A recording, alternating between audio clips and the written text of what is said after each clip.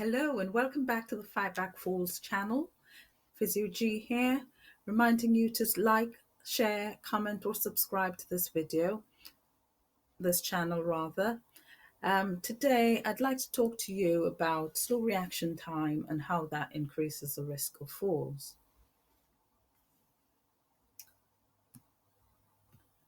I don't know if you can relate to this. This particular lady, she was walking along a path and she fell.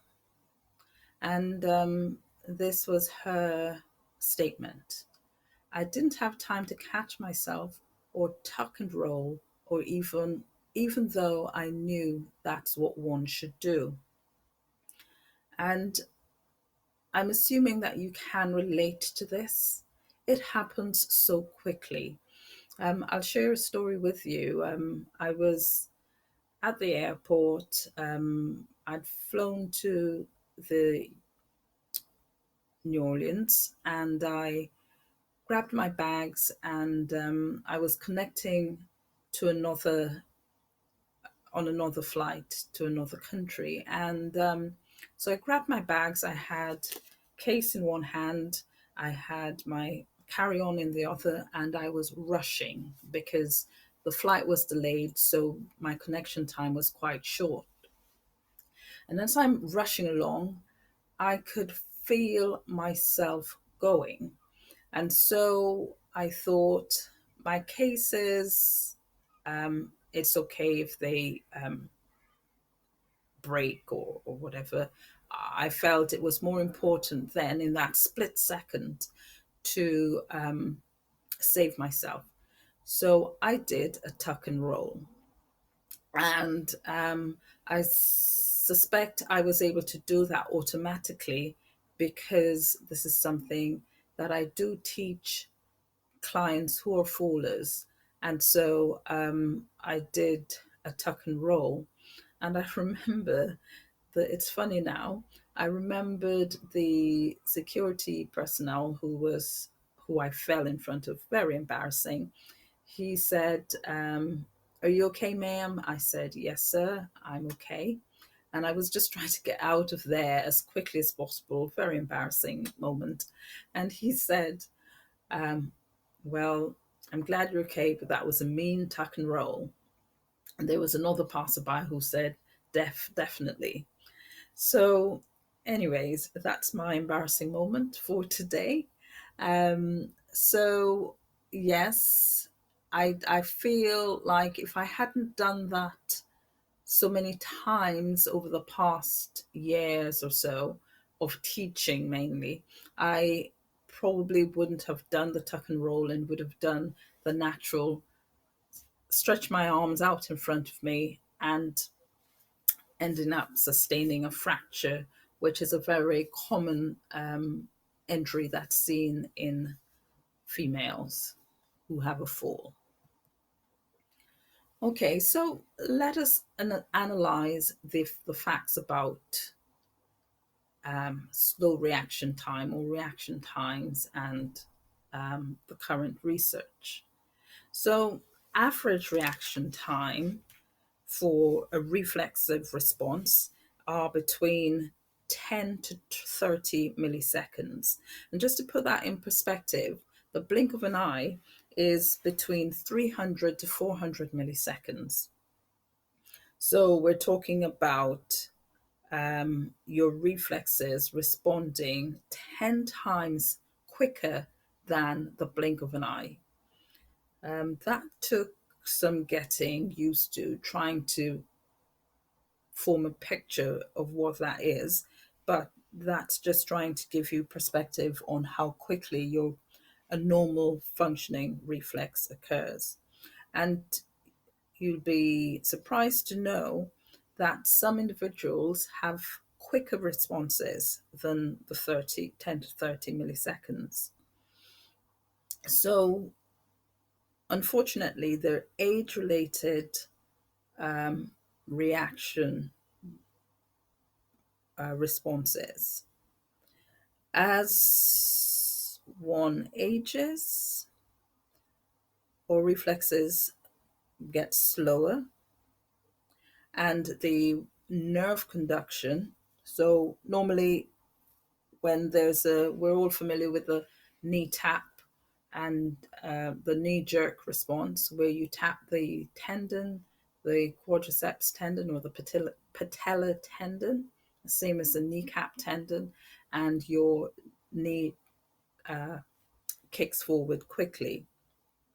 But as we age, the nerves that would send that response, as soon as you get the tap, the nerve quickly sends a response, a signal to the spinal cord by what we call the sensory side of the spinal cord. And then the sensory cells in the spinal cord speak to the motor cells in the spinal cord, or the movement cells, and they send a signal back to the muscle to say kick, and that's what happens. But as we get older, that nerve signal becomes slower.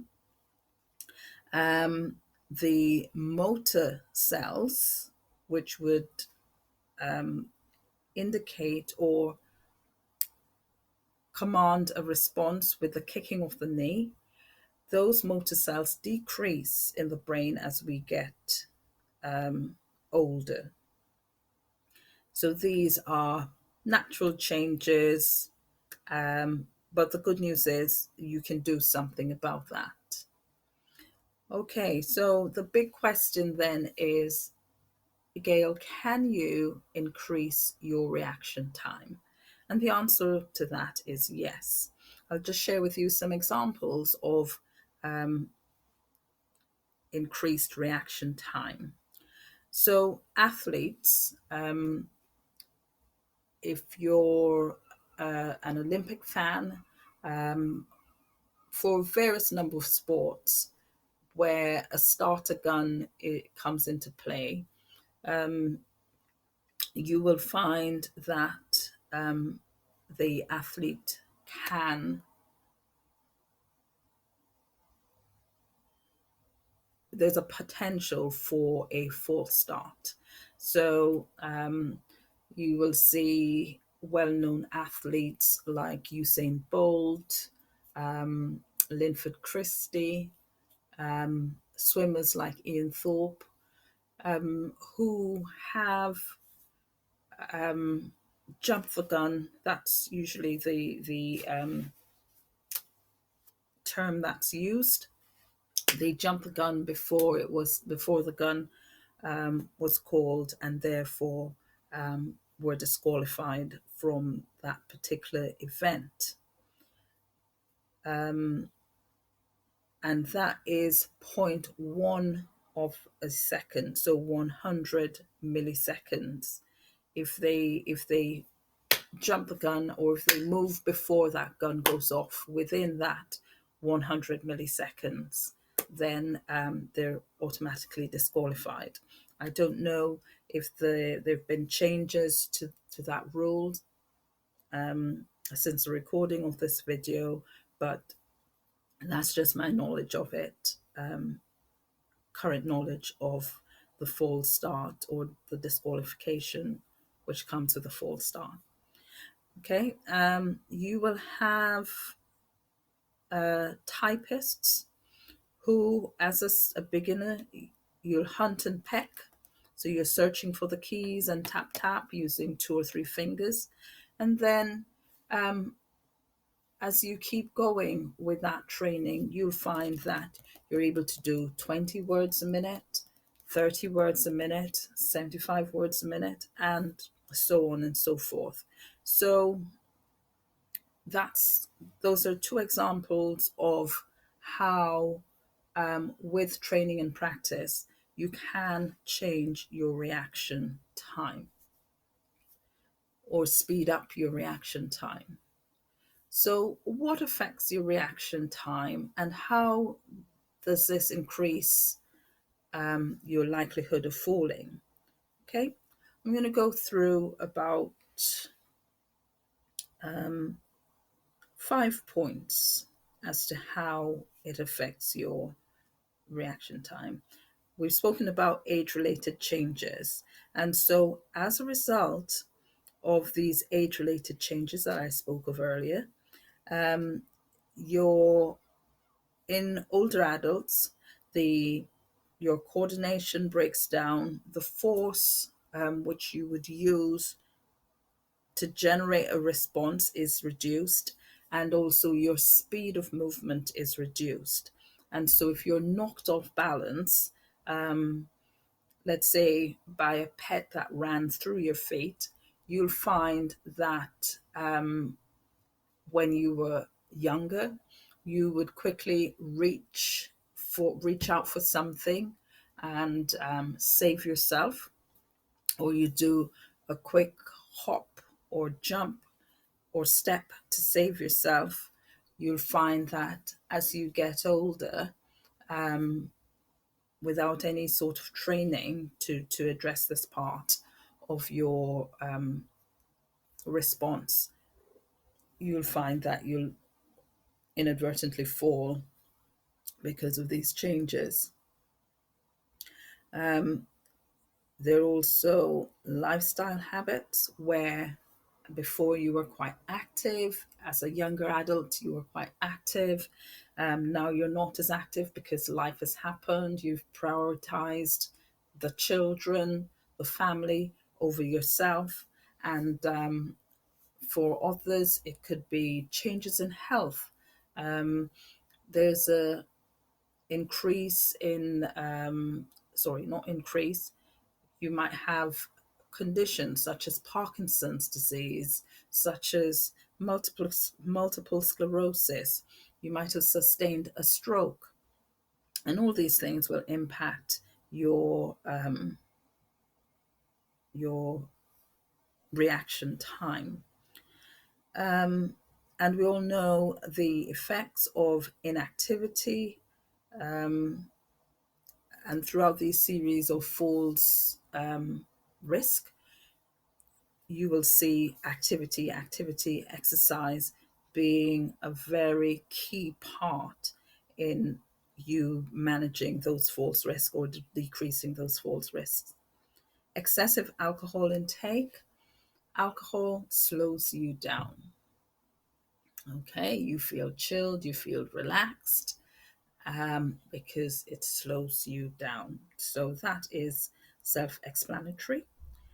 Medication, again, as we get older, the likelihood of us having to manage lifestyle conditions such as diabetes, high blood pressure, painful joints, these can affect your reaction by again slowing you down. So, analgesia or the pain medication can make you drowsy. That's one of the side effects. And blood pressure tablets, high blood pressure tablets decreases your blood pressure, and that can increase your risk of falling by decreasing your reflexes. And if you use a walking aid, with whether a stick or a walker, again, your natural response to being thrown off balance is to use your arms. You can use your arms to try to steady yourself to prevent you from falling, or you can use your feet to make a big step or a hop. And again, if you're using a piece of equipment, a walking aid, um, then that can impact your reaction time by slowing you down, or the response, the force that you would need to generate a response isn't there. Okay, so those are 5 factors that could increase your likelihood of a fall due to slow reaction time. So, can you test your reaction time? Here's a very safe, relatively, in quotation, um, way of assessing your reaction time is, as you can see in the photo, get a meter rule about 12 inches long, and with your wrist resting just off the table, um, release a meter rule um, between your from above, vertically from above, between your thumb and your index finger. And as you release that, try to catch it between your thumb and index finger, and you will find that you're aiming for, if you catch it at around 4 to 6 um, centimeters, then that's a good indication that your reaction time falls within normal limits. And again, that's something that you can practice to increase your reaction time. So let's say you found out that your reaction time, not necessarily from the test that I've just described, but you find that you're falling, you're not able to catch yourself, or as that lady shared, that she knew exactly what to do, but she just didn't have enough time to do it. How can you then improve your reaction time? If you remember the examples that I spoke about where you could increase your reaction time, the common theme there is practice. Okay, so within your exercise program or your falls prevention program, whether you're being supervised or whether you're doing this on your own, then you want to incorporate um, reaction time practice. And that is, um, let's say, for the athletes with the starter gun. So trying to get as much time, that transition from getting from the get set to the go, between that time, making it as minuscule as possible, because that's the time, that time to transition could be the difference between winning, or between the gold and the silver, or between the medal and no medal. So you want to practice, practice, practice.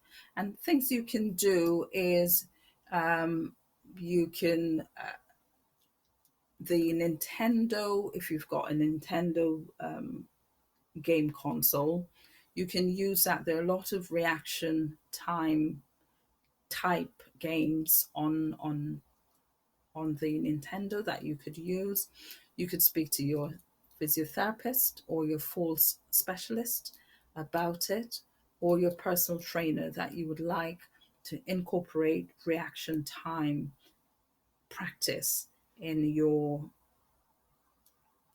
activities, or in your exercise program. But you must practice, practice to improve on that time. And research has shown that individuals with shorter reaction time were less likely to fall than those with longer reaction times. Okay, so that's the end of how reaction time can affect your, or increase your risk of falls. I hope you found this useful. If you've got any questions, feel free to leave a comment in the comment section, and I'll get back to you. So get cracking on reducing your reaction time and hence reducing your risk of falling. Thank you for watching.